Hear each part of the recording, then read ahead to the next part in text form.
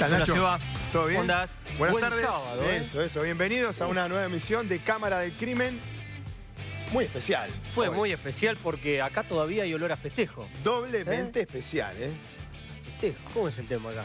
¿Qué pasa, Miguel? ¡Feliz cumpleaños! Feliz cumpleaños, Miguelito. Gracias. Bueno, Miguel Paradiso, cumpleaños, por supuesto, nuestro amigo y compañero que le da el toque y hoy lo va a hacer, por supuesto, en uno de los tantos temas que vamos a tocar, pero también recordemos que ayer fue el cumpleaños de TN. El cumpleaños de TN, 25 años de TN y 82 años de Miguel, y con un secreto que Miguel por su humildad no lo va a decir. La primera escenografía de TN Qué bueno. fue del señor Miguel Paradiso, ¿eh? Así que bueno, ahí está con Miguel, fue el que diseñó los primeros estudios del canal. Así que bueno. En TN tenemos todo por delante y también lo tenemos entonces a Miguel, que es obviamente un lujo por lo que acaba de decir Nacho y por cómo labura. Y hoy tenemos por delante un gran programa, ¿eh? Hoy vamos a tener temas muy importantes y vamos a empezar con Captados por la Cámara.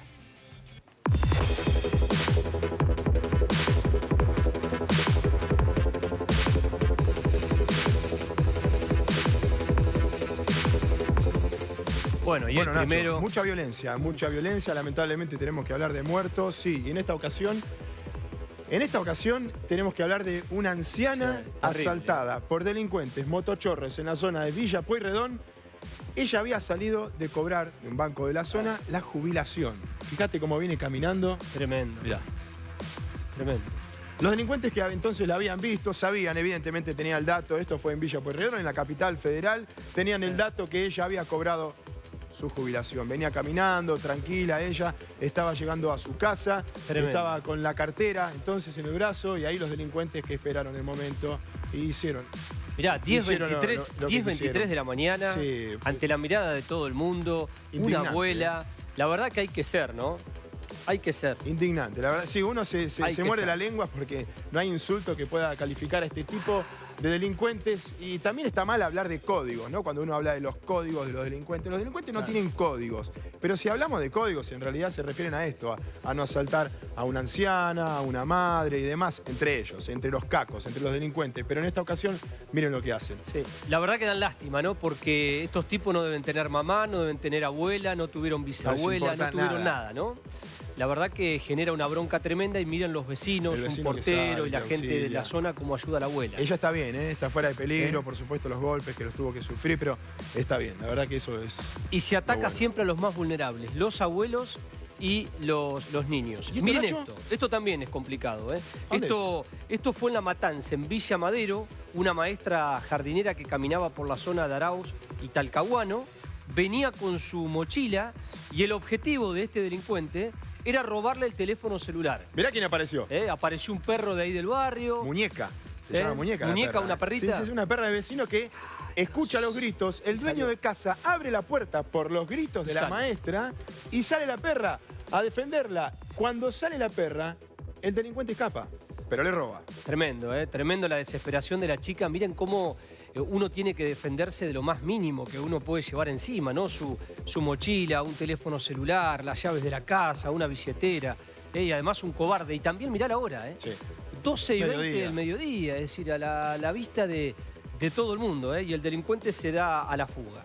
Un video más fuerte que el otro, lo que nos marca también la situación que estamos viviendo y el peligro inminente que hay en la calle cuando uno sale a estudiar, a trabajar o a hacer los mandados. Villa Pueyrredón entonces, Villa Madero y acá, mirá, Florencio Varela, delincuentes que habíamos dicho, lamentablemente tenemos que hablar de una muerte de este hombre que fue asesinado por delincuentes que ahora van a aparecer en escena. Él estaba comprando, estamos hablando de Alcides Báez, 18 años.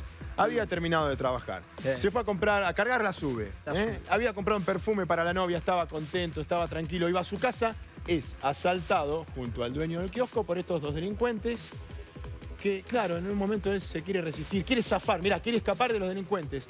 Se traba en lucha, empieza a pegarles y ahí le pegan un balazo que lo deja gravemente herido entonces en este kiosco de Florencio Varela. Fue al hospital de la zona, después lo trasladaron a la clínica Fitzroy de la capital federal, donde lamentablemente después de varias horas de agonía murió. Sí, dos delincuentes, uno de 18 y el otro de 26 años, que tenían antecedentes, estaban en la calle en una moto con un revólver 32, le dieron a este chico un tiro en el pulmón y en el corazón, para que ustedes tengan en cuenta la crueldad de esto. Y lo que más duele es que los vecinos venían anticipando ahí en la zona de Luján y Peguajó, en Florencio Varela, que ahí no hay luces, no hay seguridad, las calles están rotas, los delincuentes andan por todos lados. Y a pocos metros de este lugar está la comisaría cuarta de Florencio Varela. Ahora, ¿te das cuenta cómo nosotros lo Increíble, estamos tocando en cámara del crimen? Increíble. En la semana también salió la información, pero cómo pasó casi desapercibido. Sí. Acaban de matar a una persona. Y acá vamos a Brasil, ¿eh? Y en Brasil una situación muy violenta. Muy violenta. Nuestro bonus track que nos lleva directamente al exterior. Muy violenta. Mirá, un hotel alojamiento, un hombre y una mujer que van entrando y otra persona que llega en una moto. La persona que llega en la moto es la mujer. Es la mujer. La mujer. ¿Qué había pasado? El hombre es un sargento de la policía militar que tiene 48 años. Tenía horarios muy flexibles y la excusa en la casa era que, bueno, tenía operativos, tenía allanamientos, etc. Tenía que hacer un procedimiento. Mirá, a las 4:33 de la tarde aprovechaba para ir con la amante al hotel alojamiento. Allanar el hotel. Hasta que la mujer sospechó algo, tomó la moto, fue hasta el lugar y lo sorprendió. Ah, mirá, y se va, ¿eh? Y lo mató. Tranquila, sí. Lo mató. La amante salió corriendo, la mujer empezó a girar alrededor del marido, sacó la pistola, le dio un balazo, el hombre fue trasladado al hospital. Yo creo que ahí ya no puede creer lo que hizo, ¿eh? Viste que se queda dando vuelta, obviamente. Ahora se va a discutir. Ella declaró que no le quiso disparar, que fue un accidente, pero ahora, bueno, ¿ahora qué fue? ¿Una emoción violenta? ¿Fue un homicidio culposo agravado? ¿Estamos frente a un homicidio agravado por el vínculo y por el uso de armas? Bueno, ahora se vendrá toda la discusión. Un video muy fuerte que tuvo una gran repercusión, por supuesto, en Brasil. Por eso nosotros aquí se lo estamos mostrando en el programa. Bueno, terminamos entonces con esta parte que siempre nos da mucha información porque hay imágenes y hay mucho para analizar, pero ahora, Nacho, vamos a tocar uno de los temas más importantes de la semana, que tiene mucho misterio, que generó mucha indignación, por supuesto. Estamos hablando del crimen de Marcela Coronel, esta enfermera del hospital italiano de 33 años que fue asesinada, que fue atacada, como ya sabemos, con un hacha por la espalda. La asesinaron y sigue el misterio porque hay muchas hipótesis y la parte más misteriosa y la que todavía no tiene explicación es por qué su hija de 1 año y medio apareció a una distancia de unas 40 a 50 cuadras de la escena del crimen. ¿Quién y por qué la llevó hasta ese lugar?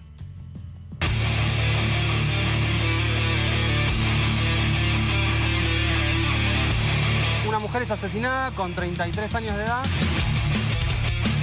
Da la sensación de que es alguien que entró con consentimiento de la fallecida. Apareció muerta en mi casa, ¿qué te voy a decir? Verán cómo pasó todo. Y nadie se merece terminar con un hachazo en la cabeza y envuelta en una frazada como si fuera nada, ¿no? Como que la vida valiera tan poco.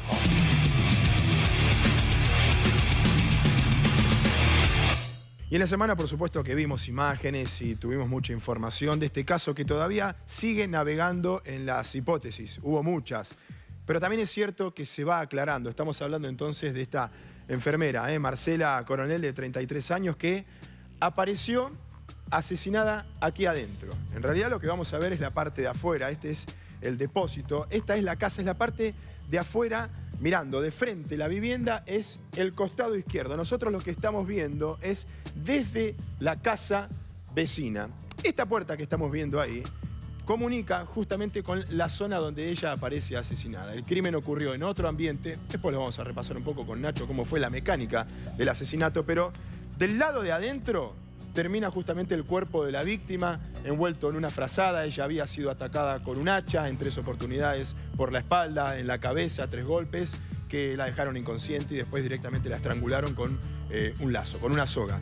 Ella entonces, nos habíamos enterado en los medios que la habían asesinado porque en realidad lo primero que supimos, y fue a través de las redes sociales, fue el hallazgo de su hija de 1 año y medio en la zona de Bursaco. Ella estaba bien, estaba sana y salva, pero había aparecido abandonada adentro de una casa, en realidad en el patio de la parte delantera de esa vivienda, pero estaba sola. Por supuesto, ahí el dueño de casa llamó al 911, entonces no se sabía qué pasaba, de quién era la chiquita. Apareció el padre, apareció Gabriel Guevara, un hombre, un joven de 24 años que trabaja en la zona de Barracas, en un centro de integración para personas en situación de calle, que en ese momento entonces, por un compañero que por las redes sociales se había enterado de que su hija estaba abandonada. El hombre que se acerca a Bursaco, se toma el tren, estaba en pleno trabajo y después, bueno, rescatan a la nena, ella estaba bien, van a la casa, un ida y vuelta medio extraño. La cuestión es que en un momento entran y en este lugar entonces se encuentran con el cuerpo de la víctima y después todo lo que supimos y cada una de las hipótesis. Cada una de las teorías tiene su explicación, pero en cada una de las teorías la situación de la nena que apareció abandonada a 40 cuadras de distancia de la escena del crimen no encaja. En realidad es la parte que todavía los investigadores, Nacho, no se explican, pero sí tiene explicación, por ejemplo, qué fue lo que pasó adentro de la casa, sí, más allá de que no se sepa con claridad quién es el asesino. Sí, estamos frente a una situación muy compleja en cuanto a lo siguiente. Aquí tenemos al principal protagonista hasta ahora de la historia, que es Gabriel Guevara, que es el marido. Él se mostró bastante abierto con los medios, todavía no declaró ni en claridad de testigo ni en claridad de imputado, y fue dando algunas respuestas que no cierran. Ahora, se lo está investigando al marido y se lo está investigando al entorno del marido. Familia, amigos y conocidos de él. Y en las últimas horas, les digo esto que no se sabe, se incorporó a la división de homicidios de casos especiales de la policía de la provincia de Buenos Aires que dirige el comisario Trama. ¿Qué es lo que se está esperando, Sebastián, ahora? Se está esperando lo siguiente: las pericias de los teléfonos celulares, que están parcialmente hechas, las cámaras de seguridad de la zona con toda una reconstrucción, el laboratorio, todas las pruebas de ADN de todo lo que se levantó en la escena. No aparece el celular de la víctima, no aparece el hacha con la cual la mataron. Hay un seguro de vida de $18.000 que ella estaba cobrando en cuotas. ¿Vos sabés que en realidad ella estaba enojada en los últimos días? Porque dicen, hay que ver si esto se sabe a partir de los dichos del marido, que no lo había cobrado, que estaba enojada, en realidad.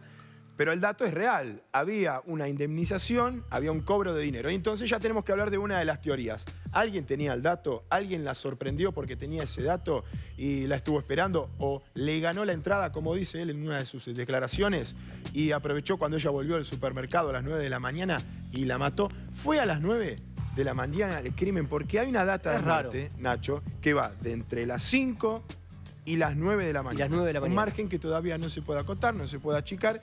En algunos momentos ese margen favorece al marido, que él sabe que lo están investigando, pero en otras cuestiones no lo favorece. Sí, porque la data de muerte, el gran problema que hubo es que el cuerpo estuvo mucho tiempo en la morgue judicial porque había 18 cuerpos para periciar y había solamente 2 médicos autopsistas.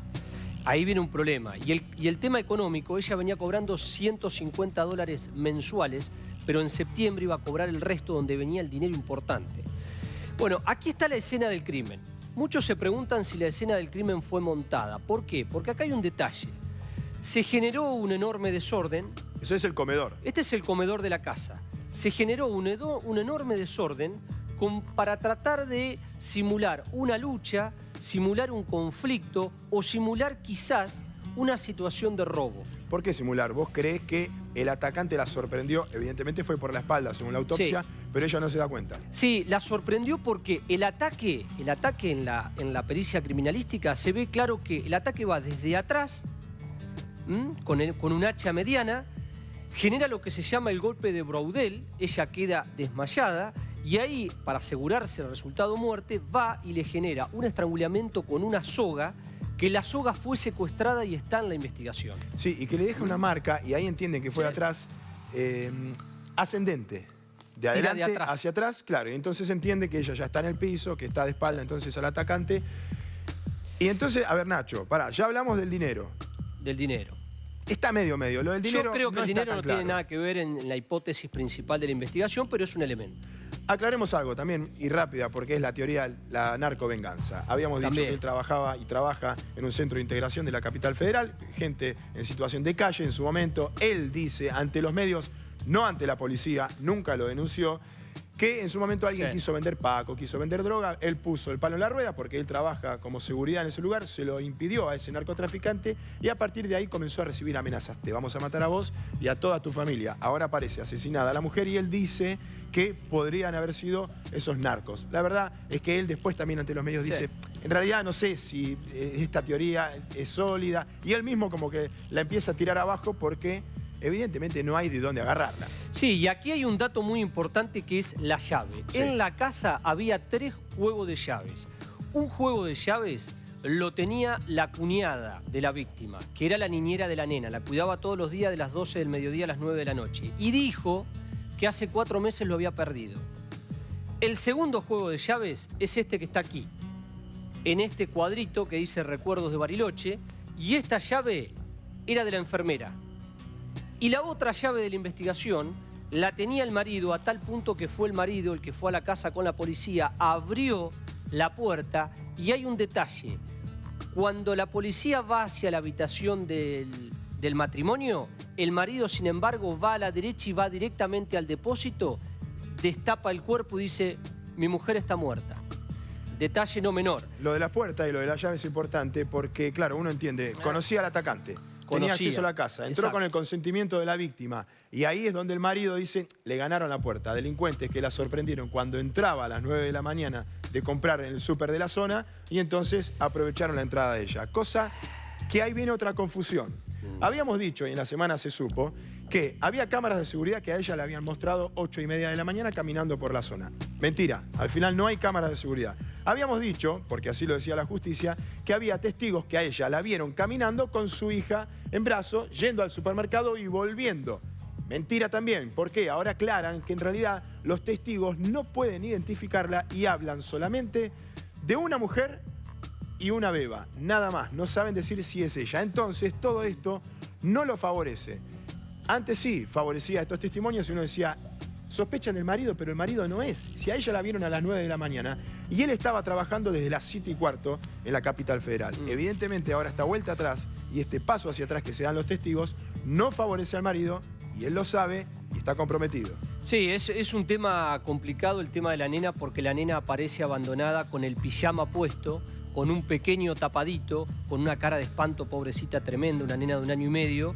Estaba perfumada, le habían preparado unas trencitas, tenía una mochila con 3 pañales. Y es ahí, medio raro. Nacho, hay que aprovechar para decir que a un delincuente común que puede meter una entradera, por ejemplo, cometer una entradera como dijo el marido, al delincuente común no le importa matar a una persona y después a la nena perfumarla, ponerle 2 pañales y entregarla en algún lugar. El delincuente común roba, mata y escapa corriendo.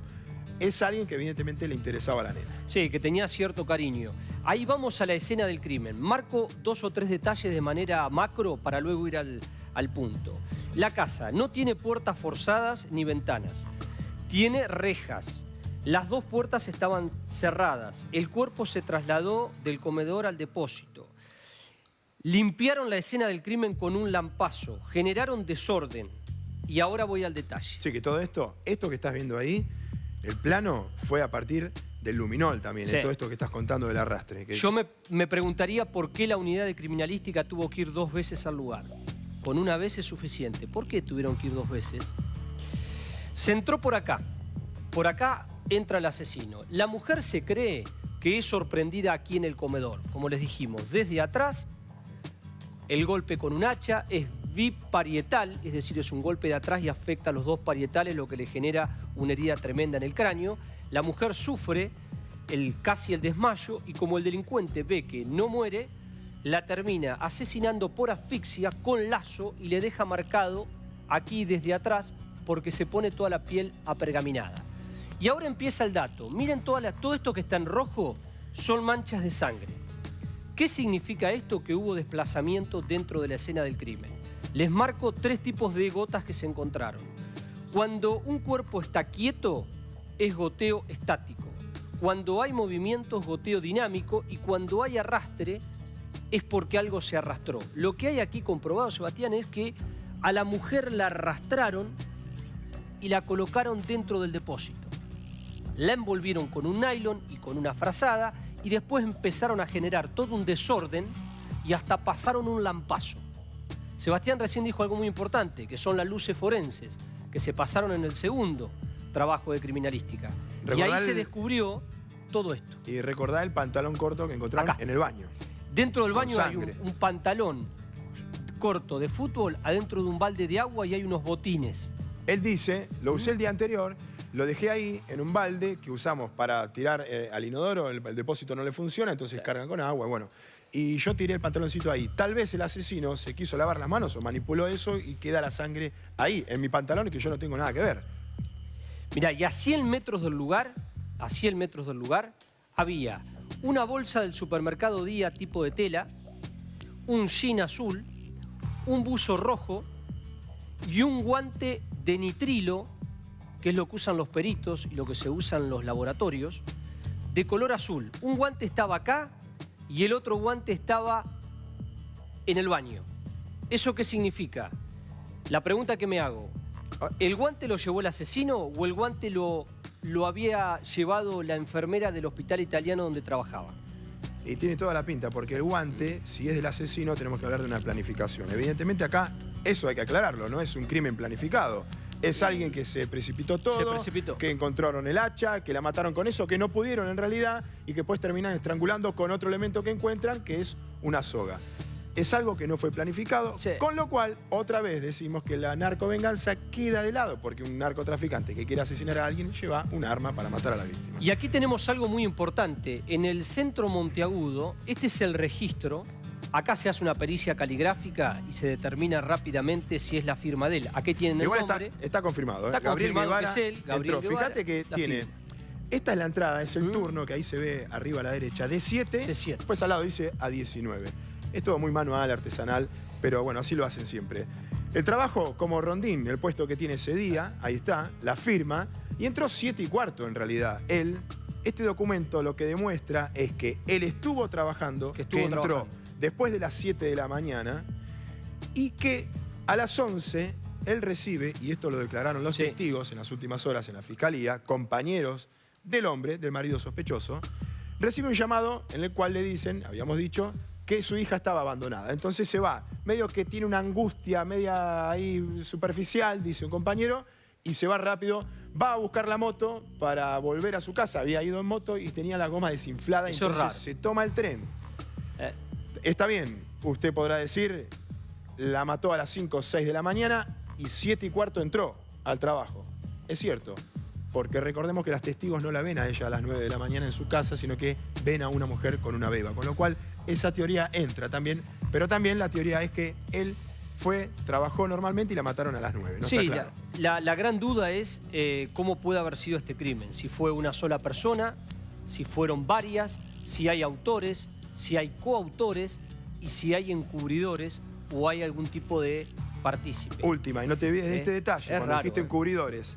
Este lugar donde estoy yo, acá, esto que vemos atrás, es la puerta. Bueno, acá, como si fuera yo, había un hombre fumando un cigarrillo a las 9 de la mañana. Eso no está claro, ese testimonio, todo esto que estoy diciendo lo dijo la vecina de al lado, Nacho. Y ahí es donde están con la lupa viendo qué tiene que ver este testimonio. Alguien quiso poner a una persona que no existe en la escena del crimen, al momento del crimen. Un hombre que estaba fumando, pero que la colilla del cigarrillo no fue encontrada y que ningún otro testigo pudo ver. Por eso también están analizando lo que dijo esa vecina, que fue la que vio, primero dice que escucha algunos gritos y demás y ve a un hombre fumando. Extraño. Sí, se cree en alguien que pueda haber colaborado. La fiscal Juan, el juez Vitali, el fiscal Escalera y la División de Homicidios de la provincia de Buenos Aires creen que una vez que tengan el laboratorio, sobre todo la parte genética, esto se resuelve. Esto se resuelve. Miren lo que decía el marido en las últimas horas, que en este momento está él y su entorno en el ojo de la investigación. Pareció muerto en mi casa, ¿qué te voy a poder decir? Verán cómo pasó todo. Gabriel, ¿vos qué decís con respecto a las acusaciones naturales, sospechas contra vos? Y es normal, porque yo soy el marido y soy el único que tiene la llave también de la casa. ¿Ella se va de la casa, al rato vuelve? ¿Cómo fue? Por lo que veo se fue a comprar. Algunos testigos hablan, vos corregime, de una persona que habría visto un sujeto dentro de la casa, un auto blanco. ¿Qué tenés que decir de esta versión? Una vecina. Dicen que vio un auto blanco a tal hora de la noche y a tal hora de la mañana. ¿Vos venías denunciando a los narcos? No, ningún narco. Yo tuve un problema en el trabajo con gente que anda en la droga y nada más. Gabriel, vos no sabés quién mató a tu mujer, pero ¿tenés una hipótesis en cuanto al móvil del crimen? ¿Un intento de robo, una venganza, un amante tal vez, como se estuvo diciendo en las últimas horas? No, eso no. Para mí fue el voleo, porque fue a comprar. ¿Reconoció el auto blanco? No sabemos, no me dijo, porque queremos que hable y no hablan.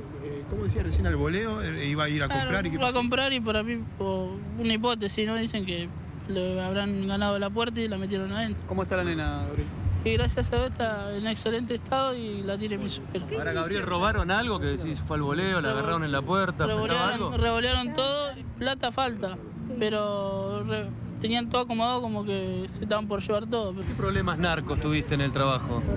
Y yo trabajo de seguridad y estoy cerca de la Villa Zabaleta y tuve problemas con un hombre que vende Paco. ¿Sospechás de esa persona? No sé, no sabría decirle hasta que no sepa bien. ¿Qué crees que pudo haber pasado con tu hija? ¿Cómo fue que apareció tan lejos de tu casa? ¿Se la habrán llevado? No sé.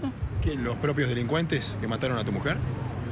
No te podría decir hasta que yo no sepa si hay cámara y que me digan la persona que está ahí, yo no te podría decir tampoco. ¿Te sentías en peligro, vos, tu familia, por esa amenaza? ¿Hubo amenazas? Y yo en mi trabajo, porque yo soy el que camina y el que anda por mi trabajo.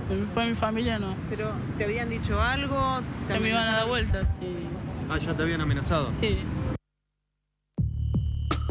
Vamos a pasar a otro tema. Yo les pregunto si se puede tardar en elevar una causa 14 años. Generalmente las instrucciones duran entre, les diría, 6 a 8 meses, 3 años como mucho. Las causas prescriben a los 10 años, pero 14 años no es demasiado. Me parece que trabajaron mal. Y este es el Sin Justicia.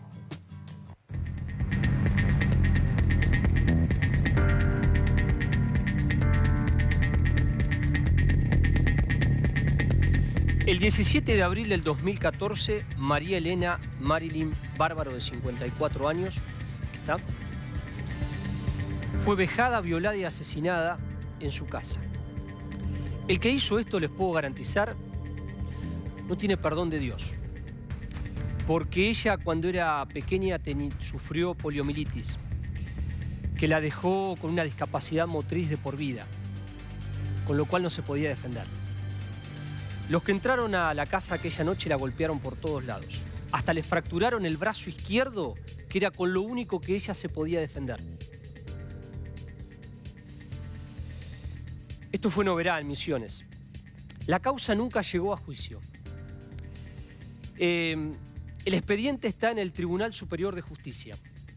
El único imputado, Rubén Schmink, no se sabe nada. Algunos dicen que se fue a Brasil. Fue el único que quedó imputado porque reconoció que estuvo en la escena del crimen. Dijo, no, pero estuve de campana, yo estaba esperando que otros salieran. Y dio 4 nombres. Y además le comprobaron por una huella plantar, es decir, por la planta de su pie, que estuvo dentro de la escena del crimen. La hermana de Marilyn, Ticha, Juana Bárbaro se llamaba, murió pidiendo justicia. Esta es una historia triste, dolorosa, de muchísima impotencia. El único imputado estuvo 8 años preso, pero lo tuvieron que dejar salir, porque la justicia trabajó mal. Estuvieron detenidos 4 personajes, desde diciembre del 2008 a diciembre del 2009. Me encantaría darle los nombres, pero no se los puedo dar. ¿Saben por qué? Porque quedaron sobreseídos. Porque declararon nula una prueba muy importante, que era una pericia de la Gendarmería Nacional, donde encontraron cabello de la víctima en el asiento trasero del auto de uno de los imputados. Pero les voy a decir algo. Había un hijo de una exdiputada provincial y exfuncionaria de la provincia. ¿Se entiende? El forense que estuvo en la escena del crimen lavó todo a baldazos. No se hace. El subcomisario que hizo la primera acta estaba vinculado a la secretaria de la madre, que era diputada provincial. Todo el mundo entró a la escena del crimen. La autopsia, lo que me contaron, que fue una vergüenza. Hasta le cortaron los dedos a la víctima. Con los dedos se puede descubrir si ella tocó al asesino. ¿Le parece que esto no es un sin justicia? Eduardo Sibila, nuestro compañero en Misiones, fue a recorrer y a reconstruir este crimen 14 años después.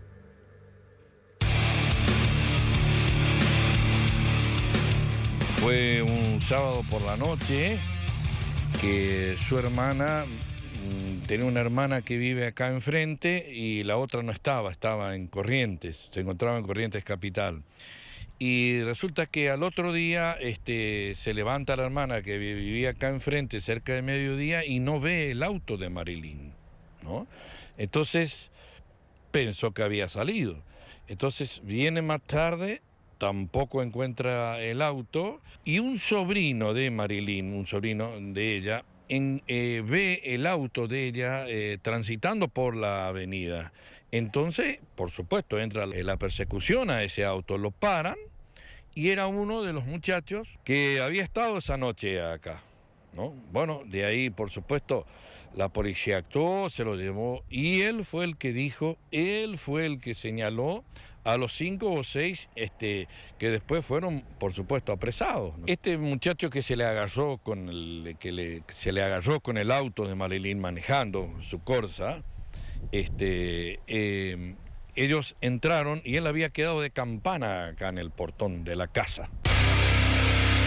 Acá comenzó el desastre, acá comenzó la joda, por decirlo así. Bebidas, se encontraron restos de cajas de pizza. Acá la violaron a ella, acá la golpearon y se ve que la golpearon hasta desmayarla, ¿no es cierto?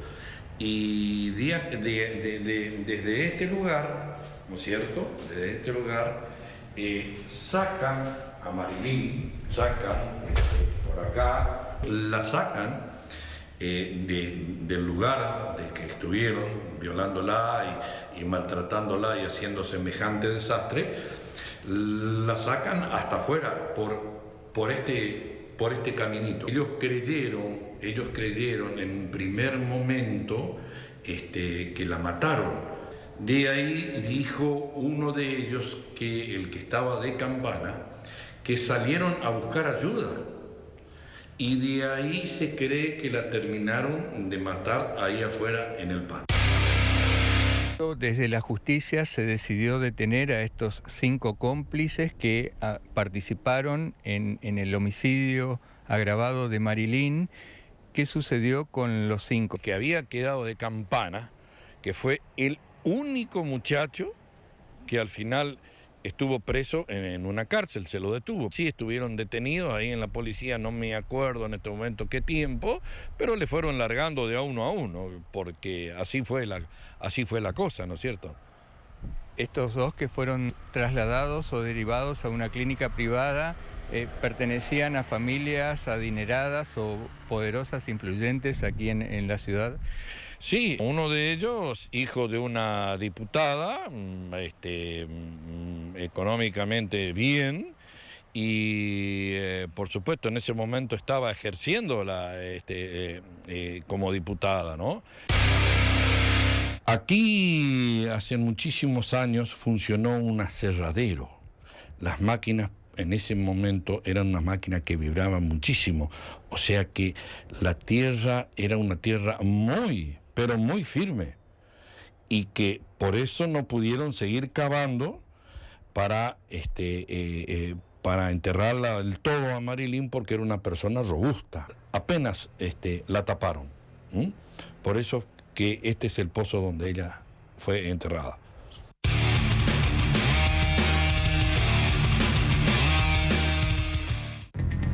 ¿Y cómo se repite, no, en las provincias? Siempre que aparece el poder, la cosa queda en la nada. La enterraron viva a Marilyn, pero enterraron también la justicia. 14 años y no hubo justicia, quedó enterrada. Y recién escuchamos el tema que nos contaba Nacho, hablaba de 14 años y ahora tenemos que hablar de una historia y un caso que tan simbólico, porque reúne incluso una serie de delitos de los cuales estamos hablando mucho en la actualidad argentina: el aborto, el femicidio, la injusticia justamente por el paso de los años. Es el de Erika Soriano, aquella mujer, aquella joven que estaba embarazada y que hace casi 8 años desapareció. Sí, desapareció, pero estamos hablando de un femicidio sin cuerpo, pero la familia ya lo entendió en su momento, la justicia también, por eso hay un detenido por el caso, que es Daniel Lagostena, su pareja en ese momento, entendió que a pesar de la desaparición y a pesar de que ella nunca fue encontrada, se trató de un asesinato. Un femicidio entonces que comenzó a escribirse allá por agosto del 2010 en la zona de Lanús, cuando ella salió junto a su pareja, Daniel Lagostena, al ginecólogo para un control prenatal. En la zona de Lanús entonces volvió después de ese control en el médico. Ella hizo un par de comunicaciones a una amiga, después desapareció. En su momento el hombre que fue detenido, pero en 2012, Daniel Lagostena fue detenido porque ya se sospechaba de él, que era muy violento. En 2012 fue liberado, después fue detenido de nuevo en 2016. Y esta semana debería haber arrancado, el 28, el juicio. Pero ahora parece que va a arrancar el lunes. Encima decimos parece porque hay algunas cuestiones administrativas que hace que tal vez arranque más tarde. Lo cierto es que estamos hablando de un pedido de justicia, de una lucha, de una familia que sigue luchando por saber qué fue lo que pasó con Erika. Vamos a ver el resumen del caso. Esto suma, que se vea, que sepa que la estamos buscando y la estamos esperando, nada más, que no vamos a parar hasta que aparezca. Hasta que aparezca no vamos a parar. Yo no sé qué pudo haberle pasado. Si me preguntan si yo desconfío de la pareja de mi hija, y sí. Y desconfío de todo. Mi hija, ¿se pudo haber suicidado? Sí. ¿Se pudo haber ido, que le haya agarrado un shock y se haya ido? No lo creo, pero sí. Hasta el momento no se le encuentra nada, ¿no es cierto? Se investigó en un campo que este hombre tenía en Saladillo y hasta ahora no se le puede encontrar nada. Vamos a hacer todo lo posible, todas las marchas posibles para que la vamos a encontrar a Eri. Eri va a aparecer porque Erika está. Los reclamos, los años, la familia, por supuesto que siguen avanzando los días. La investigación ya tiene datos y pruebas sólidas, pero para ahondar en detalle justamente vamos a hablar con Esther junto a Nacho. Esther es la mamá de Erika Soriano, que amablemente viene aquí a Cámara del Crimen para hablarnos, bueno, incluso del inicio del juicio, pero básicamente, Esther, buenas tardes. Gracias por venir. Básicamente, vamos a hablar un poco también de la lucha, ¿no? De esto de que primero lo detienen, después no, después lo liberan, y el ida y vuelta. Y una lucha, como decíamos antes, por un caso, un femicidio, está considerado así, pero usted en algún punto está esperando que ella vuelva, pero usted sabe que en realidad, o es la sospecha más firme, que en realidad fue asesinada. Sí, es verdad. Sé que eso es lo que pasó. O sea, que no está en este mundo mi hija y que no la voy a recuperar, ya lo tengo asumido eso. Creo que lo supe desde el primer momento, pero no lo quería poner en palabras al principio. Claro. Me asustaba la idea. Pero bueno, sé que es así. Esther, usted aquel 21 de agosto del 2010 la estaban esperando a Erika para almorzar, para compartir un momento en familia, y usted empezó a llamar a las 9 de la mañana al teléfono fijo, y cuando el teléfono insistía como hasta las 3 de la tarde, ¿qué pensó al no levantarse ese teléfono de la casa? No sé qué pensé. Sí sé lo que sentí. Sentí mucho miedo, porque no solo llamaba al teléfono de la casa, también llamaba a los celulares de los dos. Y ninguno de los 3 teléfonos me respondía. Pero, Esther, tal vez uno no siente miedo en una situación normal. ¿Usted ya algo veía venir? ¿Usted ya veía que en la pareja pasaba algo? Y desde el momento, es que era raro que mi hija no atendiera el teléfono y que los 3 teléfonos no funcionaran. Ya ahí realmente me asusté. ¿Pero habían visto en él, en Lagostena, algún signo de violencia hacia ella? No, signo de violencia no. No, pues fue muy cortito el tiempo que mi hija estuvo con él. ¿Ella estaba embarazada? Estaba embarazada de 2 meses y hacía casi 4 meses que estaba con él. Esther, justamente dijo un tema que a mí me parece central, el tema del embarazo. Una de las cosas que se encontró dentro de la casa fue la cartera de Erika, donde estaban la SUBE, el DNI, los maquillajes, pero hay un detalle que es el ácido fólico, algo que una mujer en embarazo tan temprano no abandonaría jamás y se iría corriendo de la casa. ¿A usted le llamó la atención eso? Sí, no solo el ácido fólico, el cepillo de dientes, las llaves, la tarjeta de crédito, la billetera, todo estaba ahí. Y hasta la ropa con la cual habría salido. Sí, los documentos tampoco hubiera salido, o sea... todo lo que rodea al hecho es lo que hace sospechar desde el principio que algo malo había pasado, ¿no? Y cuando se apoyaron en la chimenea de la estufa de la casa que estaba caliente, hacía 24 grados aquel día. Sí, más hacía igual. ¿Cómo fue esa secuencia? Yo no me olvido más. Hacía 28 en realidad. ¿Cómo fue esa secuencia? Y bueno, llegó mi hijo a la casa, que llegaron prácticamente con la policía y bueno, lo que vieron, se acercó sin querer a la chimenea y notó que estaba caliente y recién limpia y le preguntó a él que con esa temperatura cómo tenía el hogar así caliente, como si recién hubiera sido usado. Y le dijo que había cocinado, que había hecho unos bifes. ¿Y usted qué había en realidad dentro? Bueno, en ese momento nada, pero cuando se utilizó el luminol, se encontraron hilachas de lencería, ¿no? En poliéster. De poliéster. ¿Pero usted qué cree, Esther, con respecto a la chimenea? ¿Qué hizo él ahí? ¿Solamente se deshizo de las prendas? Sí, seguramente quemó prendas por algo, pero no sé. Y después descubrieron también con el paso del luminol, que usted lo marcó, que había una pequeña mancha debajo de una mesa ratona como esta, que estaba lavada. Eso es lo que dio a la policía la primera sospecha de que un incidente violento había pasado. Sí, la respuesta de Daniel fue que Erika se había lastimado y tenía el dedo vendado, cosa que nosotros no teníamos conocimiento de eso. ¿Cómo estaban con el tema del embarazo? La Agostena, por ejemplo, ¿él quería continuar con el embarazo o cuál era el diálogo entre ellos? Él se mostraba contento, pero de verdad no lo sé. Digo esto porque está la palabra aborto en el medio de la carátula del hecho. Ajá. No, lo que pasa es que también hubo declaraciones de exmujeres de Daniel que cada vez que estuvieron embarazadas, él no quería tener el bebé. Entonces, bueno, es todo tan sugestivo desde el principio que... ¿Y con él, por ejemplo, hablaron después, en algún momento, más allá de esto que usted contaba, que explicaba que lo del dedo o las explicaciones que daba ante cada sospecha, él quiso acercarse con el tiempo para mostrar su inocencia? No, en absoluto.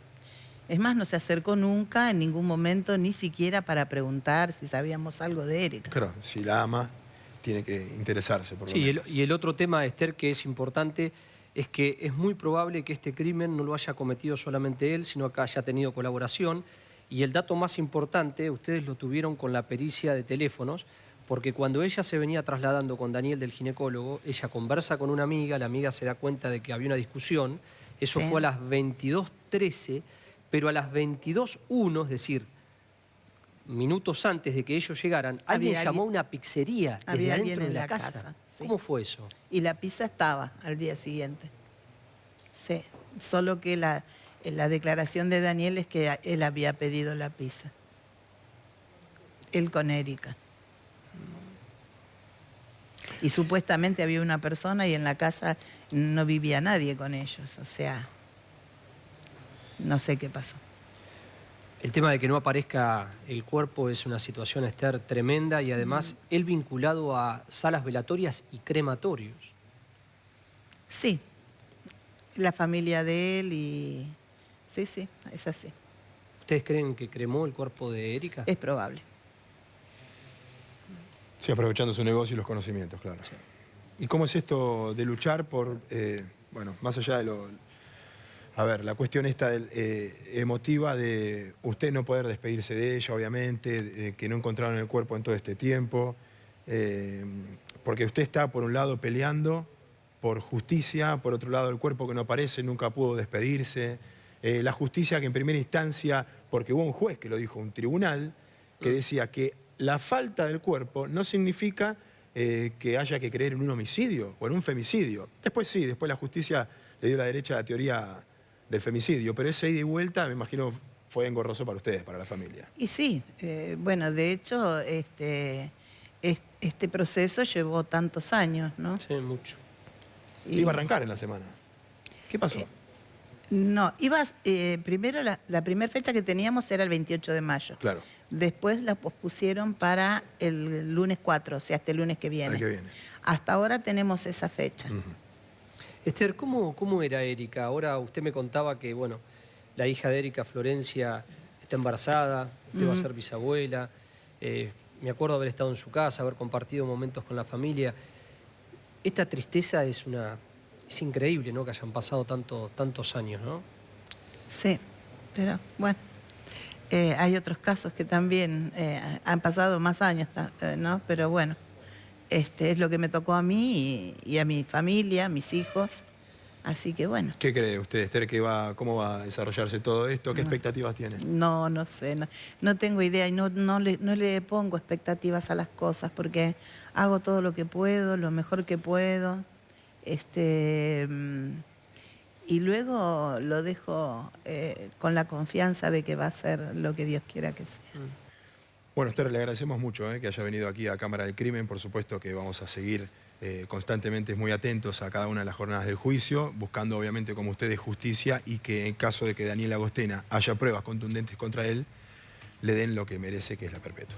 Bueno, muchísimas gracias a ustedes. Y esperemos que el tribunal esté a la altura, ¿no? Porque se ha trabajado mucho. El comisario Di Marco para descubrir los teléfonos, el fiscal Loureiro, el juez Vitali. Así que el tribunal oral tiene una gran responsabilidad sobre sus espaldas. Vamos a noticias en 4 minutos.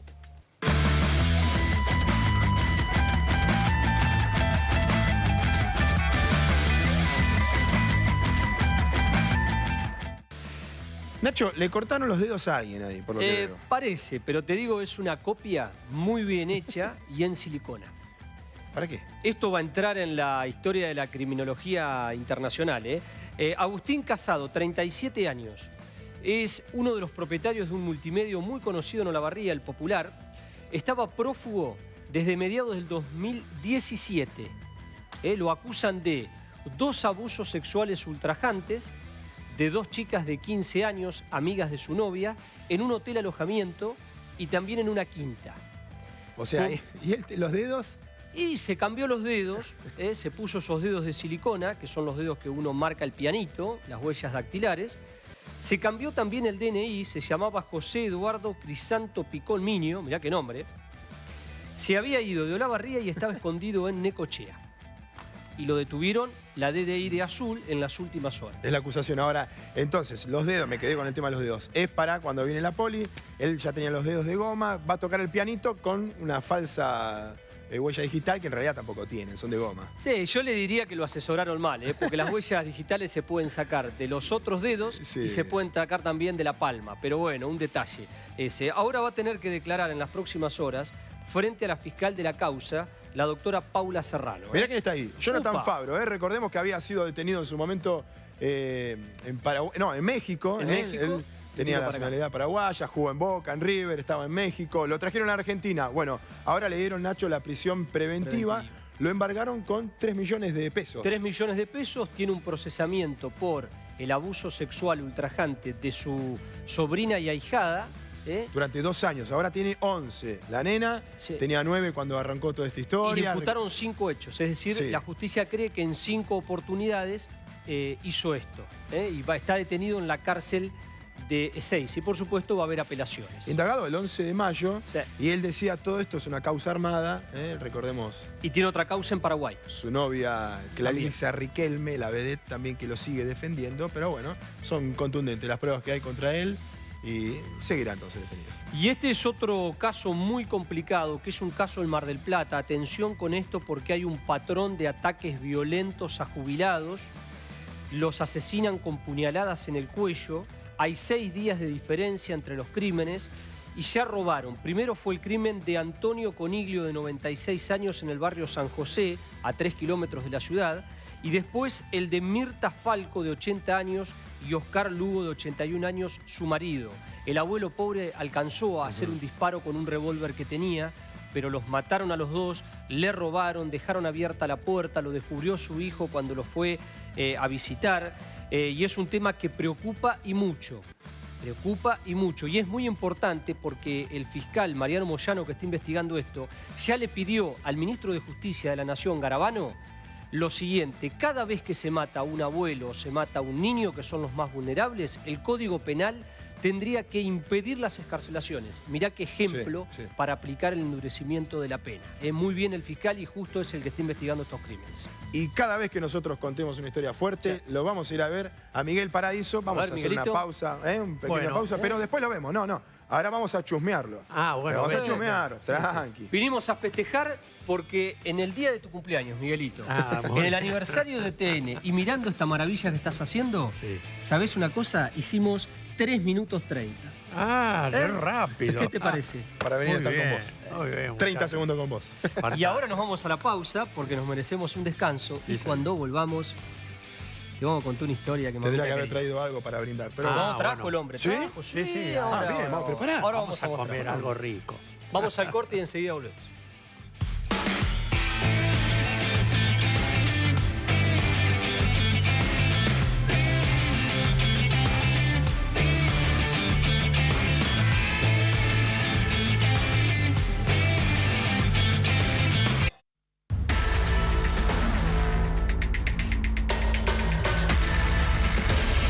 La lupa que termina ¿dónde, Nacho? A ver, esta vez sacaste vos pasajes. Sí, sacamos pasajes a los Estados Unidos. Nos fuimos a Centerville, en Ohio. Ustedes están viendo una mujer, una maestra, Jessica Langford, de 32 años. Este hecho fue muy cercano, Fue en mayo del 2017. Hace poco. Muy poco tiempo. Acusada de abusar de un alumno de 14 años. Reiteramos, ella, 32, la víctima, 14. Abusó de él, del alumno, del adolescente, en el aula. Y la sorprende el director del colegio. El director del colegio toca la puerta y cuando toca la puerta estaba trabada. Y cuando se abre la puerta descubre una situación que tenía que ver con la maestra y el alumno que había arrancado como tantas otras historias, a través del intercambio de fotografías con alto contenido sexual. Agresión sexual y conducta sexual ilícita es la carátula. La sentencia, a ver, 1 año de prisión y 5 de trabajos comunitarios. La vez pasada dijimos, si fuera al revés... Zafó, Zafó porque el fiscal había pedido 15 años. Una mujer casada con un hijo de 4 años. Que pidió disculpas, pidió perdón, Y esta es la crónica de los medios norteamericanos con una gran repercusión en Ohio. The judge says he took into account the seriousness of the crime before sentencing her to 1 year in prison and 5 years probation. I would like to tell you how deeply sorry I am to you, your family, and everyone else impacted by my actions on May 23rd, 2017. Former Miamisburg middle school teacher Jessica Langford tears up reading a letter in court to the victim in the case. She was convicted on 3 counts of sexual battery and 3 counts of unlawful sexual conduct with a minor after having a sexual relationship with a 14-year-old boy. I take full accountability for my actions and choices I made. We should not have been alone together at all, especially in my classroom. Langford also made a statement to Judge Timothy O'Connell, telling him she's gotten counseling and asking him to consider her mother with stage 4 cancer and her daughter. Please don't punish her for my mistakes.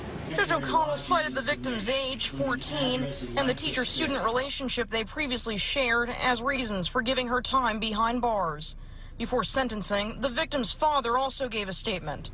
We are withholding his identity and disguising his voice to protect the privacy of the victim. She was an adult, trusted within her classroom not to sexually assault him. She should have been that adult and said, no, none of this can happen. The victim's father also added life has been a struggle for his son as he asked the judge to impose the harshest penalty. He feels embarrassed and alone. He's bullied constantly at school and feels alone and helpless. Before court was adjourned, Langford was led away to begin serving her sentence. Langford must now also register as a Tier 3 sex offender. Prosecutors tell us they were looking for more prison time, but are satisfied with the sentence. Tremendo, porque aparte historia, ¿no? Es casada, tiene una hija de 4 años, el padre que decía que no tendría que haber permitido, ella la mayor, la adulta obviamente, del aula, que eso pasara, ¿no? Sí, el tema que la maestra es la guardadora, ¿no? Desde el punto de vista legal.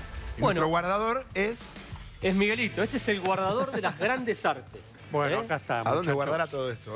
Esta chica, Marcela Coronel. Sí, la enfermera del hospital italiano. ¿Quieren verlo? Sí, vamos a verlo porque muestra el momento, como decimos siempre, que no pudimos ver, que lo interpretaron los investigadores con sus palabras y sus pruebas, pero Miguel lo hace con su arte. Puede ser hombre, puede ser mujer, la persona asesina. Exacto, lo hice encapuchado para no mostrar caras o algo por el estilo. Y la está atacando por la espalda con el hacha. Exacto. Bien, Miguelito. Muchas gracias, Miguel. Muchísimas gracias. No, y ahora vamos a celebrar y brindar por el aniversario de TN y por tu cumpleaños, Miguelito. Feliz cumpleaños, Miguel. Feliz cumpleaños, caballero. Yo le doy la mano y le doy un abrazo porque lo quiero mucho. Es el abuelo que no tengo.